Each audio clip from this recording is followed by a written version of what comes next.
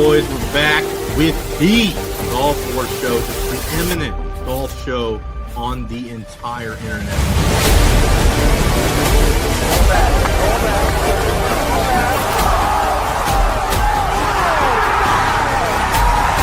Huge weekend of baseball coming up. We haven't really had a final week like this in a while where there's so many teams that are still alive. Freeman hits the ball to right field. She is gone! Give me the clinch! It's there! Hartman! Jackpot! Kansas City! The Chiefs are back-to-back Super Bowl champions!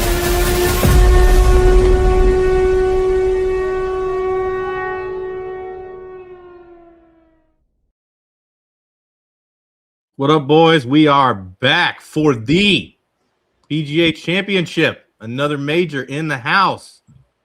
Bryce, got big headphones. How you doing? Yeah, I couldn't find the AirPods, so I switched to the travel headphones. It sounds a little weird on this end, but I'm hoping it sounds good for the show.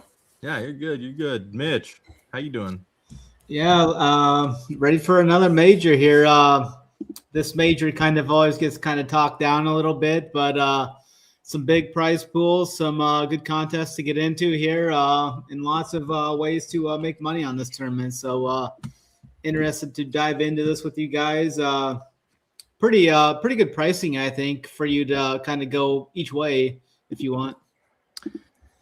Yeah, I actually think, as far as the PGA Championship is concerned, over the past 10 years, other than the one at Valhalla, they have tried to make it more difficult. You know what I mean? And more of a niche test. And I feel like this year is especially the last, I read some statistics. The last time that they held the PGA at this course, the winner gained 7 strokes putting.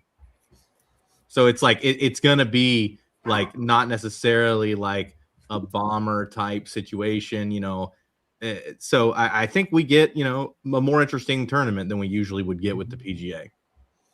Yeah, especially if the weather kind of turns out for the weekend. It looks like it's going to be pretty windy this weekend. The greens look very firm already, and if that wind can kick up and there's a chance for rain tonight, but if they kind of dodge that rain, I think this weekend this course could play pretty brutal over the weekend, and it's going to put huge emphasis on the top-tier guys, the good short game players and such like that, because these greens are big.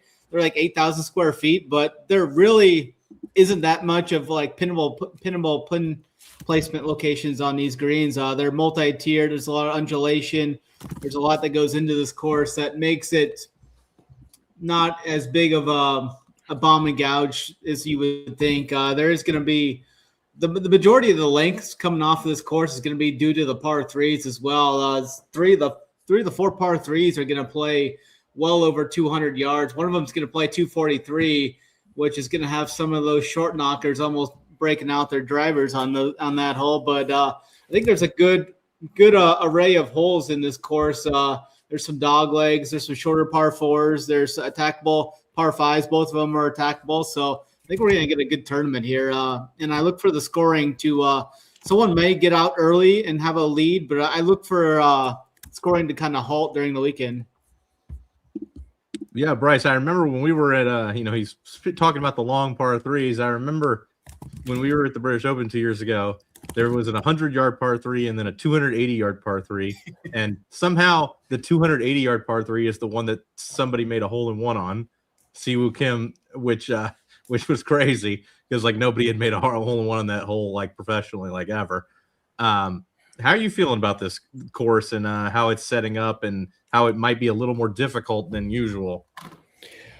I hope it plays difficult. I know they're trying to get it to play harder. I've seen a lot of comparisons to what the most popular Twitter comparison for it seems to be Bryson's win at Winged Foot, where it was just kind of a bomb and gouge course. So I'm hoping it doesn't play like that. And I'm kind of thinking it doesn't, which you'll see in the picks. You definitely want good drivers here, but you still need good approach and putting. I think the PGA is kind of trying to, make these courses a little more unique. So it's its own distinct major, because like the PGA has always kind of felt as like the US Open light almost, where they don't make it quite as hard or play courses that are. You're just building a normal tournament with all the best players. Yeah. So I would love for the PGA to like kind of find its own identity as a tournament, as opposed to just being like the fourth major. So, DraftKings definitely put out good contests this week. It's not the contests don't really reflect that it's the fourth major. You get multiple milli makers. You get great single entry stuff, great 3 max, 20 max type of contests. So, yeah, I'm excited to get after it this week. After what I kind of had a disappointing Masters, so feel good to get off the schneid here in the second major. Mitch, we might as well get started at the top here. Scheffler at 13.9, so he's right in that range where he usually is. But now Rory's priced up to 12.4, so Rory's a lot more prohibitive than he used to be. So I think you can kind of group them together. The difference between Rory and Scheffler is the same as the difference between Shambo. Are you playing both of them? Are you playing either one? How are you scoring? Yeah, I'm going to be on Scheffler this week. I'm going to be fading Rory as a whole, I think, at the 12.4 price tag. Generally, he hasn't played there's some stats and some trends and such. The winner of the Masters generally hasn't played that well leading into this PGA Championship. And Rory was all right at the Truist. I mean, he was up and down. Made a little bit of a run there. I think it was round 2 or round 3. He made a little bit of a run and then kind of fell back over the weekend on Sunday for sure. But Scotty's been having like B-plus game, and he's been runner-up 3 straight tournaments. I think this is where he kind of cranks the game on. He didn't play the event last week, and he was here in Pennsylvania getting some work done. So he's seen this course before a lot of these golfers got here, was putting the work in. We saw his irons were kind of on a lull there for a little bit, if you could call it that, during the API and the Players during that Florida swing. He was really having trouble hitting his irons, and he's definitely found that swing back, found that tempo back with the irons, gaining 5 strokes at the Cadillac Championship, and then he gained 6 strokes approach at the Masters. So I'm going to be heavy on Scheffler. You look at what he's been doing in these majors. He's almost winning. Probably majority of these are about every other major. He's won the last 2 of the last 4, 2 of the last 5, but he's been second, fourth, T7s, always in contention there. He's always in the top 5 basically in all these. And he's got the win here last year at the PGA Championship at Quail Hollow. So I'm going to be heavy on Scotty. The 13.9 price tag is still under the 14K mark, but we've got so much value open this week in the 5Ks and the 6Ks. There's a guy priced in the 6Ks that we'll get to. That's probably going to be the highest owned guy, potentially upwards of 50%. If you're looking to get different with Scotty, I wouldn't play him with Hogard, but Hogard's got the same odds as Justin Rose and Victor Hovland, and they're priced $3K above him. So I think a lot of Sky teams are going to be associated with Hogard. So that'd be the way I would try and get a little bit different.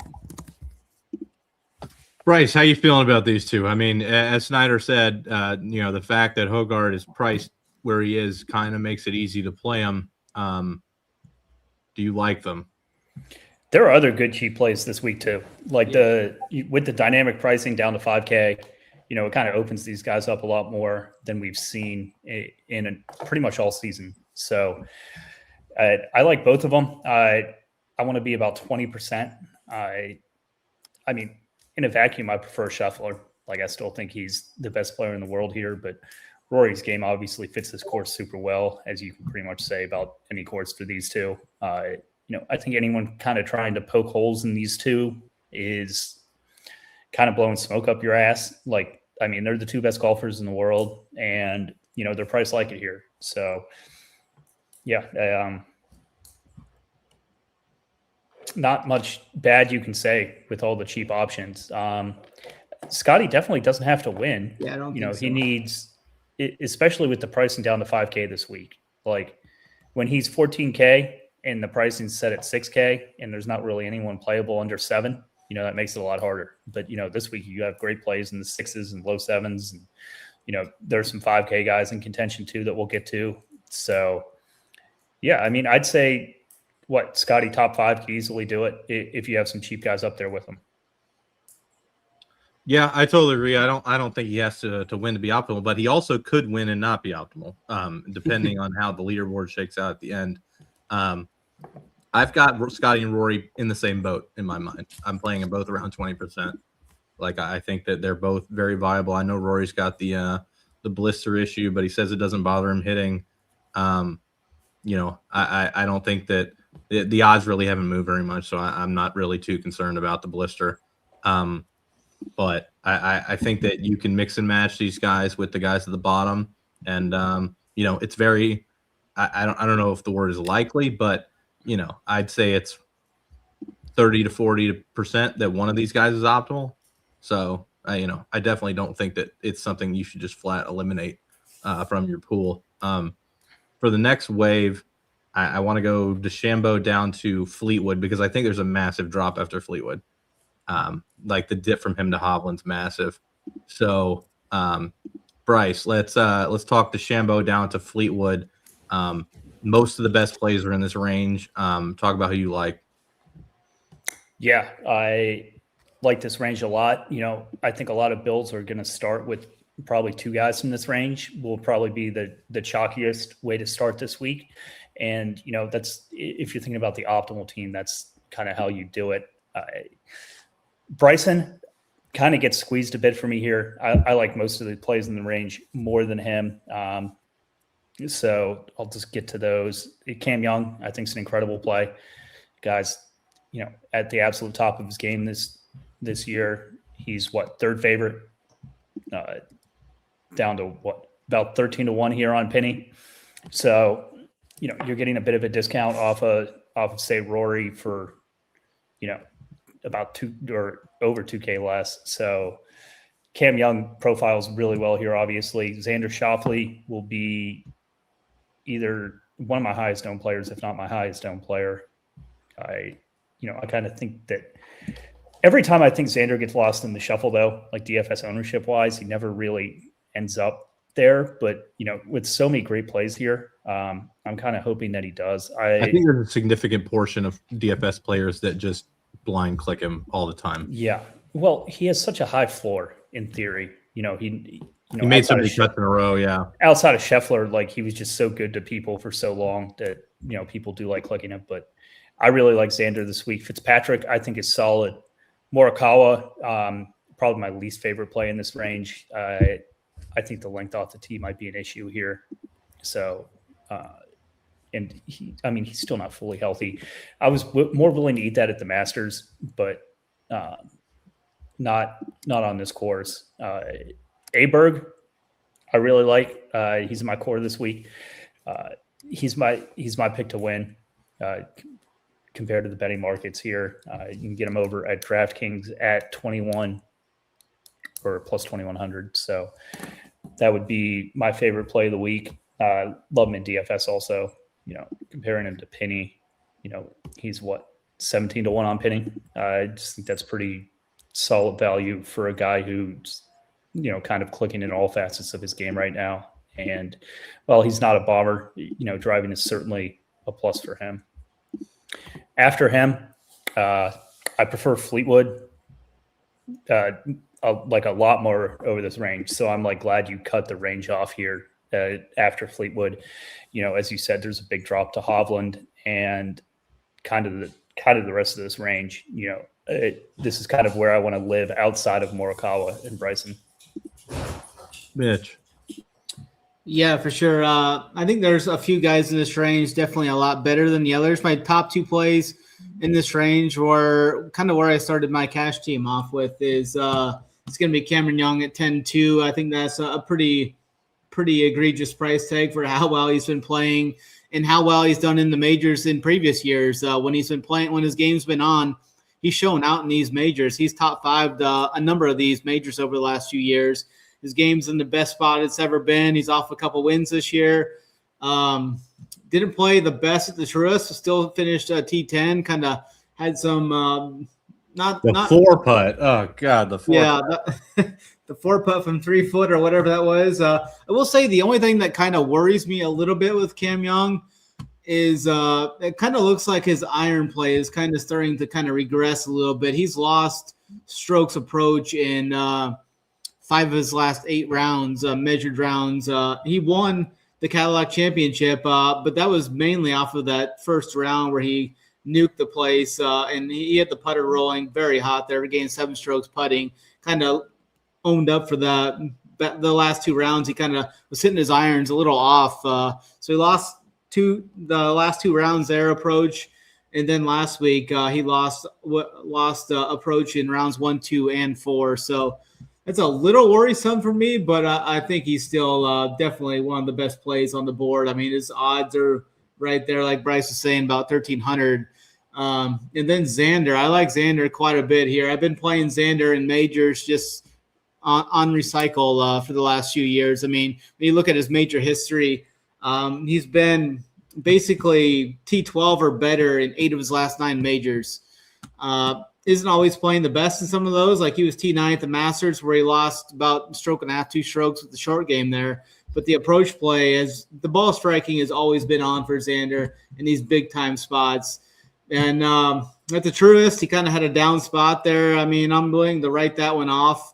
The around the green game has been trending downward over the last 3 or 4 events. That is a little bit of a worry with Xander for me, but I have full amount of trust in Xander in these big time events and these majors, just looking at his history, what he's done over the last 3 to 4 years. So not too worried about him. And he actually got off the schneid there a couple years ago, getting those a pair of wins so he can win these big events. So Xander and Cam Young are definitely my top 2. And then I don't mind Rahm. I'm going to keep playing him some. He was T8 at the PGA Championship last year, T7 at the U.S. Open. Didn't play his best at the Masters this year, but turns out there was a lot going on with that whole live deal. That could have been weighing him down a little bit, considering what his contract was, and he didn't even know what his contract was at the time. So I'm going to give him a pass at the Masters. So I think he's still a really good play at 10-4. I mean, his upside is imminent at that price tag. And then Matt Fitzpatrick's fine. I'm going to play some Morikawa because I think he's going to come in under 10% for sure. I think he's going to be somewhere. Where do I have him at? I'd guess like 5. I would guess 5 as well. I got him 5 to 7%. So, I mean, he's not one of those guys I'm worried about missing, hitting into these fairway bunkers. If he can hit the ball moderate for his game, I mean, he can still hit it 300 yards, and the majority of these bunkers are going to come into play 285, and he's so accurate off the tee that he can kind of thread the needle, I think. And he's one of the best approach players in the game. He's hitting range regulation at a 70% clip, gaining over a stroke approach his last 24 rounds. So I think he's fine. I know there's a lot of risk that is associated with him, but I'm going to buy that small ownership. It doesn't take much to get overweight on him. You play him 10%, you could be 2x. So I'm going to have some of him. I think Ludwig's fine. And then Fleetwood at 9,700, I think is a pretty good value as well. A lot of the teams I think I build are going to have 2 to 3 guys on each team, I think, with the amount of value we have. Yeah, my 4 highest owned guys are all in this range. We'll start with Cam Young, 10-2. You guys spoke on it. I mean, he's been playing like a maniac recently. So I'm going to keep buying on him as I have been for 2 years. So I'm going to definitely, I'm going right back to Cam Young. Xander Schauffele and Rahm, to me, are very similar plays. 10-1, 10-4. I think they're both like very, very much like 1B type plays behind Cam Young. I love them both. I'm playing them both like 25 to 30%. So Rahm and Schauffele, amazing plays. And then Ludwig, playing him like over 20% as well. So those 4, John Rahm, Cam Young, Schauffele, and Ludwig, I think that's how you should start your team, is with 2 people from that group. And I know that might be a little chalky, but those are the 4 best plays. To touch on the rest of the range, Bryson, I'm going to mix him in more than most people, I think, just because I might be a little under on Scotty, but I don't think he's a very good play. Fitzpatrick, certainly a better play than Morikawa, but I don't really want to go there. Morikawa, it's just such a steep price for a gamble. You know, I did it at the Masters and it was okay, and it's like I'm not really feeling it. And then Fleetwood, I think Fleetwood is a good play. Like, it's good, but it's not as good as the four people I mentioned. So I think he may get squeezed a bit. So if you want to mix in somebody that might not be as high owned, that's been playing decent, Tommy, that's probably where you go with it. We'll get into this next range where it's mostly dog shit. Hovland down to Patrick Reed. Mitch, there's one good play here and a bunch of slop. So why don't you talk about it? Hopefully my good play is your good play, but I'm mainly fading the majority of this range. I know Justin Thomas is going to get some steam off last week, but if he gets the ownership, I don't know if he will or not, off of last week. That's a huge price range. We played him last week. It was 7,500. Now he's 9,400. So that's a huge jump there. So I don't think I'm going to be playing much Justin Thomas. I am going to play my guy Brooks Koepka though this week. I mean, you talk about a guy hitting the ball good, ball striking wise. His ball striking has been near what we saw back in 7-8 years ago when he was winning all those majors. He's got the ball striking back. He's just really been working on that putter. He had 3 or 4 different putters in the bag on Monday and ended up going with the Spider was the only thing in the bag on Tuesday. So hopefully that thing can come back. He gained over 5 strokes approach at the Myrtle Beach last week, T11 there. He gained over 5 strokes at Copperhead, gained over 6 strokes approach at the Players Championship. Was solid at the Masters, gained over 4 strokes there. So the game is slowly starting to come back. And if we get those conditions on the weekend where this is a big boy major test, I mean, there's nobody I want better in my corner than Brooks Koepka, a guy who's won 3 of these in 5 majors total. The 2 toughest majors, I think, to win are these PGA Championships and U.S. Opens, I think, just based off of the different demands that these courses bring. So Brooks Koepka is definitely a guy that I want in my corner in this 9K range. And I'm not going to play Hideki. I haven't played him the last few weeks, so I'm not going to go there. I think Hatton is interesting. I think Reed is interesting. Reed was here last week. He had 3 days. He was here last week practicing here. So he's familiar with the course, has a little reps. He's another one of those guys that I think can grind out tough conditions. If it gets to be a short game specialist, he's one of the best short game players on tour. So I'm going to be playing Brooks Koepka and then Patrick Reed in this range. Bryce. Yeah, I don't love this range. Willing to take a shot here on Brooks. I don't think I like him quite as much as you guys, but, you know, the ball striking is there. I might add some more Brooks here. It kind of worries me not having as much as I would want. Hovland, one of my least favorite plays in the range. Rose, don't love, but I would still rather play him than like JT. JT's kind of a tough click for me. You know, $2K more expensive and a 10 times better field than last week, or maybe not 10 times, but significantly better field than last week.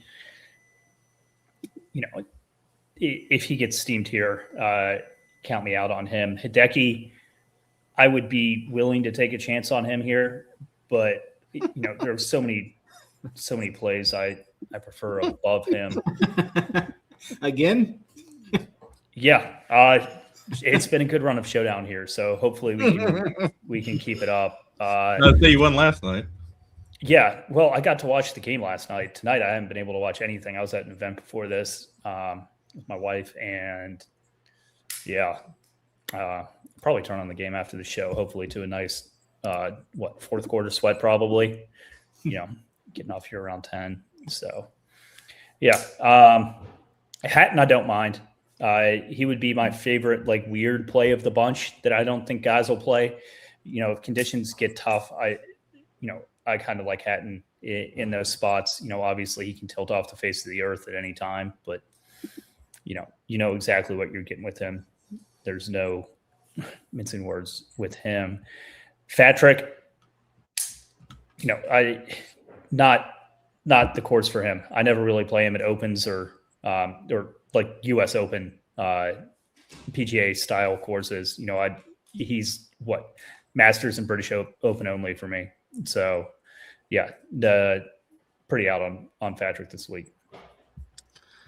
Yeah, every single person in this range I'm playing less than 5%, other than Brooks Koepka, who I'm playing around 20. Snyder touched on it. He's just been playing really well. I mean, which I think he's been, actually grinding and like getting his shit back together. And so like I absolutely want to play Brooks Koepka at 9,300. The rest of the range, it's not good fits for me based on like how expensive they are. Like Victor Hovland, 9,600. What the fuck? It's 200 less than Aberg. Like, no. Like, Rose, no. Justin Thomas, absolutely not. Matsuyama, no. Hatton, I have a little more than the others. I got him like 5 or 6, and the others like 2. So, like, I don't want him. And Reed, absolutely fucking not. So, I'm not playing like any of these guys other than Brooks, other than his filler in 150 to get, diverse. So that speaks on that range. But yes, Brooks is a very good play at 9,300. Moving into the next range, we'll just do the 8Ks as a group, 89 down to so we'll take Cantlay down to Marco Penge. Bryce, how are you feeling? There are some good plays in here, and there is some slop. All right. So what are we going down to here? 8Ks, all 8Ks. All the 8Ks. All right, guys, I do like here. Don't hate Cantlay. I really like getting like his over on the Fitzpatrick to or down to not Fitzpatrick, Fleetwood. Really like getting 2 to 3 of those guys, and then it's kind of hard to find some filler in here. But don't hate Cantlay. I do like Goddard. I think he's a super strong play on the site, not to be named as well. Hendog, I kind of think he's going to play well this week, but his length does worry me some off the tee here. Spieth, I might be back in on Spieth. It's kind of a tough ask sometimes, but I'm hoping he doesn't get steamed up here. Lowry, not in on at all. Bobby Mack, don't particularly like. Ben Griffin, he's been not great this year. And, we've been under on him as a show pretty much the entire season. So not really going to buy into that here. Neiman, I've seen him around the industry some as like a sleeper pick this week. I don't absolutely hate Neiman at 8,200. Sam Burns, you can get me on board for at 8,100. Sepp Straka, I think is okay. I much prefer him to Marco Penge. I don't know why Penge is AK. Marco Penge AK is absurd. Yeah, I think that's one of the worst prices of the week. Mitch. Yeah, I think there's a couple guys I like in this range, definitely more so than the others. Probably only going to be overweight on 2 of these guys. I think Cantlay 8,900 is a really good value when you consider his price versus those guys in the 9K ranges that we kind of faded there. So I like the value we're getting on Cantlay 8,900. His game is slowly under the radar, been strong. I mean, he's been T12 or better in 4 straight events now. He's a guy that can grind out these tough conditions and such. So I'm gonna be in on some Cantlay, probably around the field, probably around 15%, maybe a little more than that, but that's probably where I'll land. I think Goddard's fine if you want to go there. Henley, fine play there. I expect Henley to play well. Don't love any of these guys really though, but I do like some Sam Burns at 8,100. I think if this comes down to like a putting contest, I mean, he's one of the guys with one of the hottest putters around. I mean, I know he doesn't always tee to green it the best, but when he gets on that green, I mean, there's a guy he can easily gain 6-7 strokes for the event with only the flat stick, which can overcome some of these miscues that we see from him at times with his ball striking. Like last week in his last event, the Truist, he lost over 6 strokes approach, but you're gonna get that at times with him. I mean, he's not the best ball striker, but he relies very heavily on that putter, which can get hot in an event like this. So I'm going to be around the field on Burns. I expect Burns to be somewhere in that 10 to 15% range. So I'll probably be at around 15% of Burns as well. But I really don't like too much in this range. I mean, Sepp Straka's got some upside if you want to go there. I really don't trust Neiman in majors, but he played the PGA Championship last year pretty solid there. Had his best finish of any major last year at the PGA. So he's interesting. Ben Griffin, probably not going to get there, not going to get the Bobby Mack. He can't hit an iron. Lowry, no thanks. So Marco Pinch, like you said, that price tag is pretty wild. But it's mainly just Cantlay and Burns for me in this range. I think Goddard's got some upside as well, though. Yeah, I mean, as you touched on, Sam Burns is by far the best play in this range. I'm playing him like 20%. He makes the most sense, as you alluded to, as far as the whole putter might matter more than usual idea. So I'm definitely playing Sam Burns a ton. After him, it really drops off a cliff. I'm playing Cantlay and Goddard up maybe like 10%, and then the rest of the range not like they're all 2, 6, 4, 5, 2%. Down to Straka, who I'm playing 10%. So I do like Straka a decent bit. Obviously fade Marco Pinch and Ben Griffin, but the rest of the range, I think you can safely, like if you're playing 20 max, I would get rid of all of them except for Sam Burns, basically. And then, other than, Cantlay Goddard. Into the next range, we'll go 79 down to 75. So Connors down to Adam Scott, Mitch. I don't really like this. I don't really like this range either. How are you feeling about it? I think all the good 7K plays are at the bottom of this range, but I mean, Connors is playing decent. He's been good in the majors the last couple of years. He's showing off for 1, 2, 3, 4 top 15s, four top 20s in his last 7 or 8 majors. So he's fine if you want to go there. Siwoo Kim always has that elite upside. He's definitely a guy you need to have in the player pool. JJ Spawn's got that hot. I mean, he's another guy that can catch fire with that putter. So he's hitting those irons really good right now as well. Had that win about 4 or 5 weeks ago. He's fine.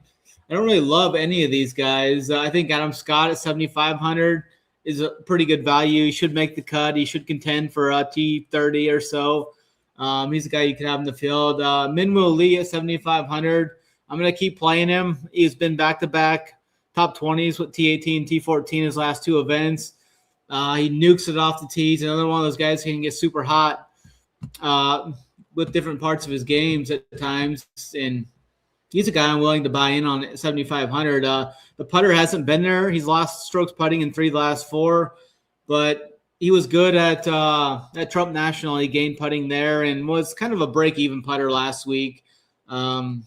He's just kind of just getting it done. He's just grinding his way to these top 20 finishes. And if he can get his game to kind of mesh, this is a guy that could definitely be in the top 10 come Sunday. So definitely going to be overweight on Minwoo Lee at 7,500. But I think all the better plays are in this, even below this range. So Minwoo Lee is my favorite play in this range.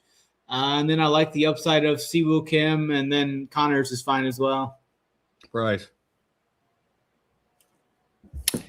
I don't hate this range quite as much, but the lower 7Ks are so strong. It might be one of the best lower 7Ks that you'll see in any major. That I can't disagree with it too much. I do like it more than the 8Ks. I think the 8Ks are absolute crap here. Siwoo, I think it's fine. I always play him for his upside. Normally, it's slightly over the field. Never really anything crazy. Corey Connors, I think, is okay. Not my favorite play. Same goes for J-Day. The guys I do like in this range are kind of all bunched together here a bit. I like JJ Spawn. As we've said on this show, hit on him at the U.S. Open last year, and I'll always play him in this type of tournament. So I like Spawn. Mav, I think, is okay. Don't mind him as I think he's pretty solid filler at 7-7 with some upside. Bridgman kind of falls in the same bucket for me. He's just been quietly really good. I think he does worry me a little bit. I would probably take Mav over him if I had to choose. Batia always has some upside. I just worry he might lose a little bit here like he did at the Masters. I don't really think anyone will be on him after that Masters miscut. Minwoo, I think, is okay. He was playing incredible golf and now he's kind of not, but I don't mind him. Adam Scott, I would prefer over all these guys outside of Spawn. I think he has the game to compete here. So my two plays in this range would probably be Spawn and Scott. Yeah, I totally agree on Spawn. Obviously U.S. Open last year, I made a small fortune, $250,000 on JJ Spawn. So he's forever my GOAT. But so I do like JJ Spawn. Siwoo Kim, good play, 7,900, obviously infinite upside. Best play in this range, though, as Bryce alluded to, Minwoo Lee, 7,500. I think a lot of people are going to come off him after the heavy chalk at the Masters. People that don't really play DFS at week to week. So definitely going to be in on Minwoo Lee. Adam Scott as well, 75. I think that this sets up extremely well for him, and so I'll be playing him 15-ish percent, 15 to 20, and Minwoo and Spawn about the same.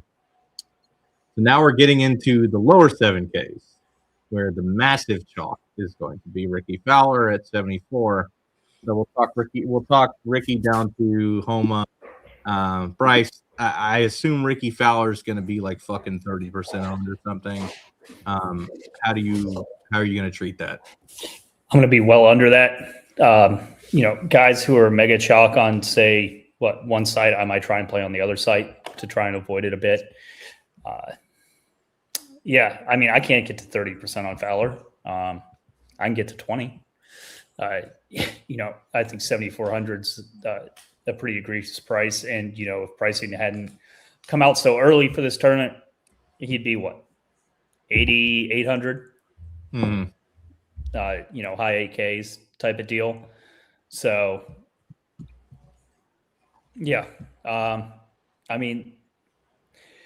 There's the reason I'm okay being a little bit under on Ricky, if he does get to be that giga chalk that we think he might, is that there's a lot of good alternatives in this range. There's direct pivots, there's good leverage pivots. So yeah, I'm not going to come out here and say he's a bad play, but is he 5 times as good as Keegan? No. He's just not. As good as he's playing right now. So, yeah, don't mind rookie. He's obviously a really strong play, but there's some alternatives here. I don't mind starting with Keegan. Kitayama is one of my favorite ones at 7,300. I think Kurt's a great play this week. I'm almost always over on Kitayama. I think the guy has a good game and he has a ton of upside. Gary Woodland, I think, is fine. I have him in the teens here. I'm likely going to be over on pretty much all these guys outside of Ricky just because I really do think they're good plays. I like Woodland a lot. Sungjae, after his week last week, I'm not really going to be buying on him as much. I'll let other people chase that steam. Harris English, I think is a pretty solid play. I still prefer getting up to like Kitayama or Woodland. They're only $100 more. Berger, don't necessarily love Wyndham Clark. Don't like that much. I do like him more than like the Max Homa DJs though. But yeah, I kind of really want to center around like the Kurt Kitayamas of this range would be my favorite play. Snyder. Yeah, I think 2 of these guys are going to see significantly more ownership than others. I think Ricky will probably be, I don't know if he'll get to 30, but I think he'll definitely be 20, 25% for sure. 7,400 for how well he's hitting the ball and how well he's putting the ball to go with that is pretty tough. We've seen him do well in some majors previously, like back in the day. he was T14 at the Open last year. I think Rick is definitely fine. He's definitely a guy you need on your cash team probably. That cash team kind of builds itself, but I'm unsure of how much I'll get to. I'm kind of like Bryce. I'm not sure how much I can get to Ricky if he's going to be that chalky. And Chalk Fowler usually never used to work out, but he's on three straight elevated events where he's been T10 or better. So T2 last week, runner-up at the Truist. 2 weeks ago at the Truist, and then he had the Trump National, and then the RBC Heritage. He was T8 as well. The iron play has been spectacular for him. He's gained putting in three of his last 4 or 5. I think he's only lost putting in once of his last 10 rounds. The more I look at it, yeah. I mean, Ricky's a tough fade, but good play for sure. Kurt Kitayama is the other guy that's going to catch some ownership in this range. I could see him being, maybe 10, 12, or maybe a little bit above that in some places. Another guy has been showing out in these elevated events, 3 straight elevated events for him, T19, T9, and T8 for him. Played all right at the Masters, putted well at the Masters. The around the green game was horrible for him at the Masters. And that's the one thing I kind of worry about some of these guys like Kitayama and Woodland who have really been struggling around the green.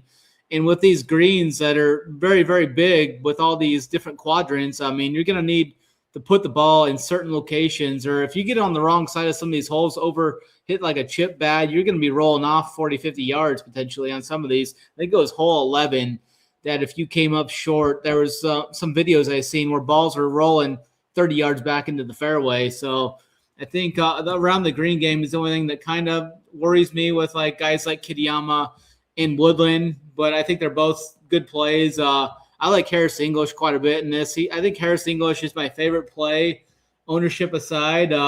He's going to be, a third the ownership of Ricky Fowler, and you look at what Harris English has been doing in the majors the last couple of years. He was runner-up at the PGA Championship last year, runner-up at the Open Championship, T30 at the Masters this year.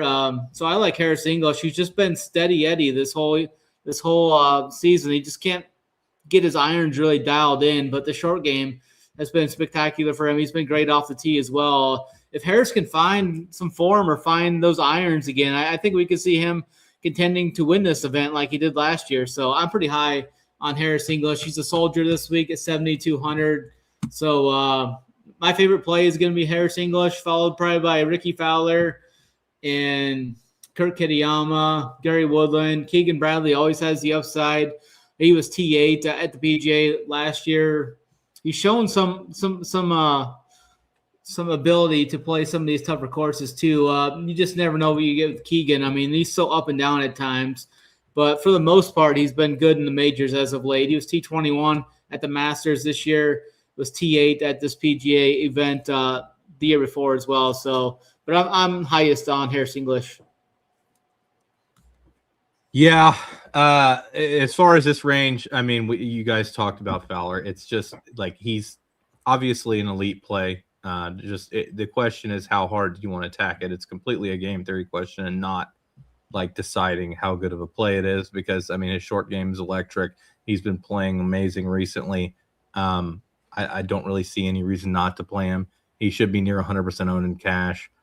In single entry, he's going to be 40 or 50. So I understand the issue there. I'm going to play him like mid-20s, I think. I think that sounds about right for him and me. That might be under, but I'm willing. If it is under, I'm willing to accept that. I don't love the rest of the range as much as you guys do. I like Kitayama a lot. So I'm going to be playing him like 15 to 20. But I don't have a single person over 10% in this range other than those two, other than Ricky and Kitayama.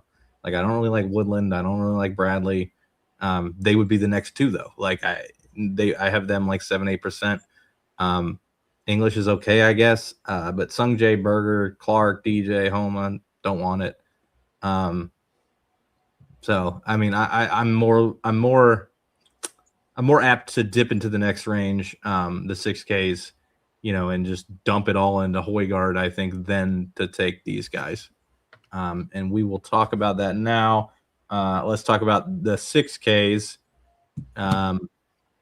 Mitch, obviously the entire strategy here revolves around how hard you're going to dig into Nikolai Højgaard. How much are you playing him? I'm not 100% sure yet. I think I'm going to have probably at least 50% of him. I mean, just looking at how egregious his price tag is compared to his betting odds, he's got same betting odds as guys in the 9K range, in the mid 9Ks. So, definitely probably the worst pricing I've seen all year, maybe in a couple years. 6,500 Nikolai Højgaard, who's coming off of a runner-up at the last elevated event, and he had another runner-up. He's got 2 runner-ups in his last 5 starts, so dude can absolutely rip it off the tee. 322, he's averaging last 24 rounds. It's hard to fade him, I think, at 6,500 if you're going to go down that route. But at the top of this range, I like Alex Noren quite a bit. He's another soldier this week, 6,900. He's been T30 or better in 5 of his last 6 majors, plus 2 strokes approach in his last 4 events. And he's been T31 or better in 6 of his last 7 elevated or the Players Championship events. So he's played really well in these big time events. So I'm going to keep going to Alex Noren here at this price tag under 7K. So I'm pretty high on Noren, at 6,900. I think Thigala's got some good upside. I'll have him in the pool at 6,800. I think Aaron Rai has some good upside. He was T19 and T30 in his last 2 PGA events, and he found something there at the Myrtle Beach Classic. Followed up a decent team event where they kind of had something going there, T25 there, and then at Myrtle Beach he was solo 5th. So I think Aaron Rai is definitely in play. I always like the upside of Michael Brennan. I always play him just because he's so long off the tee. He's got upside. He'll be in the player pool. And then get down to Rio Hisatune's fine. Ryan Gerard's fine. Pearson Cootie's another long hitter. He's fine. Potgieter's in there again. But then you get down to Christopher Retan, 6,200, who's coming off the win. He's been on one heck of a run there. He finished second in that team event. It was T10 at the Texas Open, T14 at the Cadillac Championship, and then won the Truist. He's another one of those guys kind of like Matt McNeely, where the money doesn't really mean much at all to him, considering he's already a billionaire with his parents in the business side of things. He can nuke it off the tee. Everything looks good with its game there. So I'm going to be high on Christopher Retan again this week, 6,200. And then Alex Smalley, back-to-back soldier. We're going with the three-peat for Alex Smalley with the soldier again this week. He played horrible round 1 last week, but he showed heart, battled through, still finished T17 after I think he was DFL after his round 1. So he's showing some battle there. He can hit it off the tee solid. It was T7 and T2 in his last 2 events before that. Hasn't finished worse than 21st in his last 5 events. And he's got inside the top 20 in 2 of his last 3 PGA events, so PGA Championships. So I'm pretty high on Alex Smalley once again at 6,100. I think Sam Stevens and then Thomas Dietrich has been playing really good over on Live. I mean, you say what you want about Live, but he's been inside the top 6 in his last 3 Live starts. The stats look good for him. He's hitting his irons good, hitting greens regulation over there take it for what you want, but he's hitting greens regulation on that tour at 74% over his last 24 rounds. So I think Thomas Dietrich is another great play. And then I like Michael Theobornson at 6K flat as well. Another bomber with some big upside. He can get some birdies going. He's got big upside. He's flashed out a few times. So 6K flat for a guy who's going to be hitting the ball far off the tee is another guy I'll be on at 6K flat for Theobornson. But I think there's a lot of good values in this 6K range, which is definitely going to push the ownership to more stars and scrubs this week. Price. Ooh. Loaded 6K range. You know, if you took Højgaard out of it, you couldn't really say that. But as Snyder said, it's one of the biggest misprices we've seen in a while here. What do you think he gets to ownership-wise? I'm going to go with 28% in high stakes and 24 in low stakes. Oh, dude, high stakes. It's gonna like the 5K is Like gonna be the 4K? The 4K he's gonna be at 50 at least. No chance. 50. I think he'll be at least 40, 45. Yeah, I 50, mean, 50. I'll take under 50 for sure. Yeah. I mean, I might be a little off. Him base and there. Fowler are gonna be in every fucking lineup. Yeah, I mean, dude, it takes a lot to get a golfer to 50. I don't know. We'll see. I'm interested to see how the cards flip over tomorrow. I think like in the $25, he'll probably be somewhere around 25 to 30 maybe. in the $25. Yeah. I'll take under on 50 and under on 30 here. So, yeah, I mean, we'll see. I hope he's not quite that high because I'm not that high on him. I mean, I'm going to be like 20-some%. So, yeah. I mean, it's just hard to get any golfer steam that high for me. So, yeah, I'll be willing to take my shots on, some of those 7K guys I was talking about and, a couple guys in this range. So, Cam Smith will not be one of them. Alex Noren, I do like here. Same goes for Yellow Marju. Harmon does not interest me, nor does Aaron Rai. Thigala would a little bit. Mitchell and Brennan, not really for me. I would take Brennan just because of how well he drives the golf ball. I think Pendrith is okay. Rasmus, I don't think is a great alternative because people might just click the wrong Hogard. Price the same. So, yeah, it just kind of seems like lazy pricing to me. They're just both priced the same. I wish he wasn't this cheap, but he is, and that's the game we'll play this week. So, yeah. Retan, I think, is a decent alternative to him. I had no idea his family was worth that much money before last week, but good for him, I guess. Puig, I do like. I think he's a very solid alternative. Smalley, I think, is okay. Dietrich, I think it's a very strong alternative here at 6,100. I want to be over on him. Thorpe, guy always screws me. Even when he's in contention, he screws me. But I think he's really solid for 6K. I think that was a good shout out by Sonner. So I think the upper end of this range, other than Højgaard, is pretty bare. I don't really want to play anybody up there other than Yellow Marju at 69. And then Højgaard 6,500. Obviously, play him a ton. But then I really, really like the bottom of this range. Jaden Cherry Shaper, David Puig, Christopher Raytan, Alex Smalley, Thomas Dietrich, and Michael Thorbjornsen. I have them all like 8 to 10%. Like I like that's kind of where my teams tend to live in, rather than that lower 7K range that you guys were preaching on earlier. I have a ton of these guys, these 6,200 to 6Ks. So I really like pretty much everybody in that range other than Poston. And I'm playing them all like a ton. So yeah, Puig, Raytan, Shaper, Smalley, Dietrich, Thorbjornsen. That's where you want to go if you want to dig. Now we'll get into the 5Ks. There's one play. There's two plays that are significantly better than the rest. So I'll just go ahead and touch on it myself. Alex Fitzpatrick, 5,900. Obviously a misprice after how well he played last week. Matthew McCarty, similarly, 5,700. Misprice. And then Harry Hall and Nick Taylor, 58.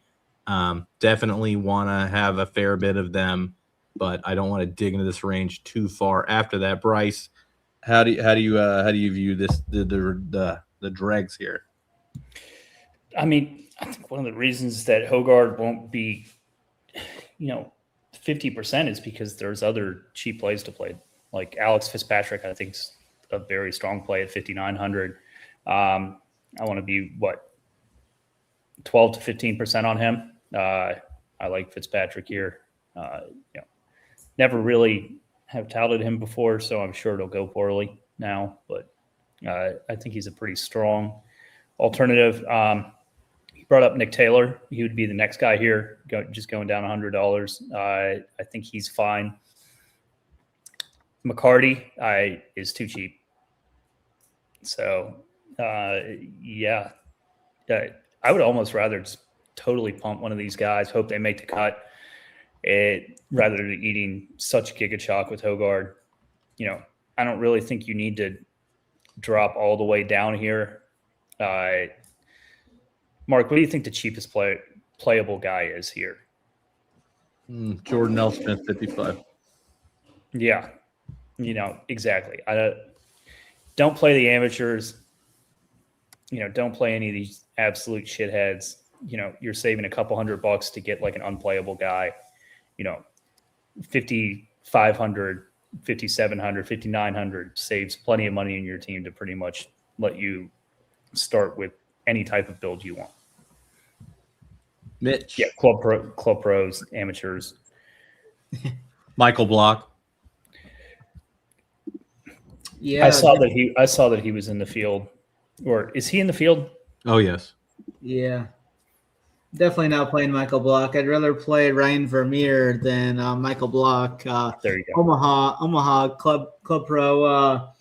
But there's a few guys in this range I like more than others. Nick Taylor's fine up there. Back-to-back good signature event results for him. I just worry about him in majors, considering he's got a miscut rate of about 70% in majors. But he's fine. I think Matt McCarty's another good play. Back-to-back top 10s in the last two elevated events. 5,700 is a great price tag for his upside. Harry Hall, my guy Harry Hall, we're going to go back to him. 5,800. I think he sets up really well for here. You talk about good putters. He's one of the best putters on tour. It leans basically, he's horrible off the tee. The ball striking is not the best, but the short game just carries him around. So I'm going to have Harry Hall, 5,800. I think Alex Fitzpatrick, like I messaged Mark like on Friday when the pricing came out, and I was like, they priced Alex Fitzpatrick under 6K. He had the back-to-back wins there, the DP World Tour, then the team championship. And then it just follows it up with back-to-back top 10s and two elevated events. The dude is just on one incredible sun run. Gained over 8 strokes approach last week. He's had these last two elevated event runs while losing strokes putting in both events. So that's got to regress here soon. So if he's going to get a lot of ownership, I could see getting underweight on Alex Fitzpatrick here this event. And then Jordan Smith at 5,500. I think he's a good pool play. Throw him in there. He's a filler for sure. His major history has been fine. I mean, he makes cuts. That's about it. He's made 5 of his last 6 cuts, but it was marginal at best in all of them. But I think he's a guy that can make the cut here for sure, and a guy to fill in down here to help make some of those Stars and Scrubs teams work. But I'm not getting too crazy on any of these 5K guys, but I'll probably have them somewhere 5 to 10% or something. All right. So we will dig now into the best segment of the week, which is the Wheel of Death. Congrats to Myers last week for winning the Wheel of Death. If you win the Wheel of Death, message Christine, and she will give you a prize. Are we ready for the Wheel of Death? Who you got?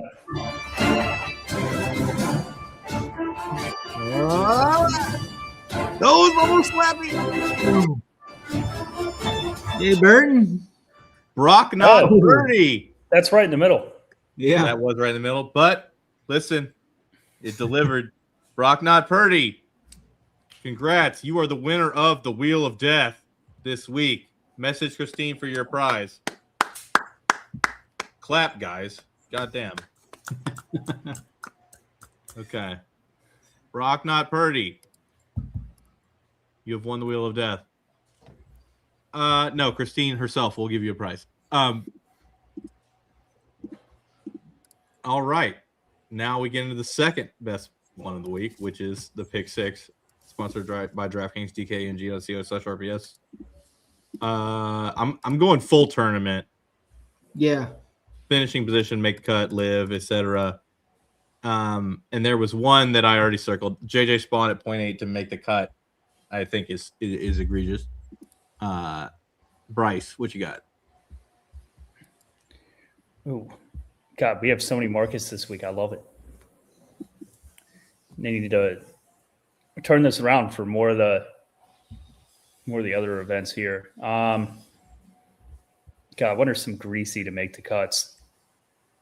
I don't want to absolutely kill our multiplier, but some of these make the cut odds. We've had these in the past. Just the 0.8s end up being there. Yeah, there's a lot of good ones. Like so strong here. I mean, what I like Gary Woodland to make the cut, but you also have guys like Sepp Straka to make the cut at 0.8 seems ridiculous to me.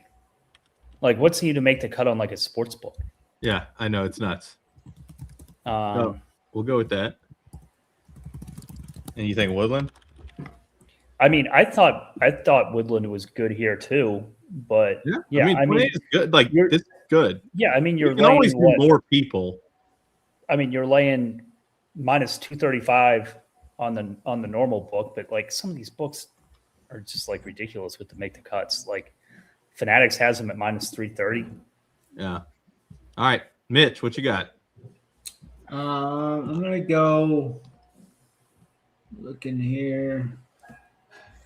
I'm going to go finishing position. I'm going to go Xander Schauffele better than 18.5. I think that's a pretty bad line. Xander Schauffele better than 18.5 finishing position. I'm going right back to these egregious or make the cut lines. I mean, Fowler even at 0.7, it's bad. It's a bad line. Like, we can take 8. We don't have to. We can take 8. We don't have to just only take 6. Oh, okay. Yeah, we can add. We'll add a couple picks in here. God, I was looking at miss the cut lines, but there's not any I really like here. Yeah, they don't have them. Or no, they do. They do. There's just not. It's not hopefully more or less. Yeah, I was hoping to get. Some of these are good. Castillo and Michael Brennan and Hillier. Yeah, I mean, I was hoping to get like a Michael Block to miss the cut here at like even. Man, some of these are good. Who do we not like here? I kind of really hate Morikawa. All right, so you want to go at under 28.5? Worse. It seems kind of high to me. Oh, it says maximum. All right, whatever. All right, there we go. There we go. That's pretty good for 7 to 1. That's good. Yeah. All right, we're going. JJ Spawn, make cut. Sepp Straka, make cut. Gary Woodland, make cut. Schauffele, finish 18th or better. Ricky Fowler, make cut. Morikawa, suck ass. Going to pay at least 7.1 to 1. I'll put that on Twitter. Any final thoughts? Who's your best bet to win the tournament? Let's go with that. Aberg. Mitch. I've got Xander at 20 to 1. Cameron Young, 15 to 1. For Mitch and Bryce. I'm Mark. Goodbye.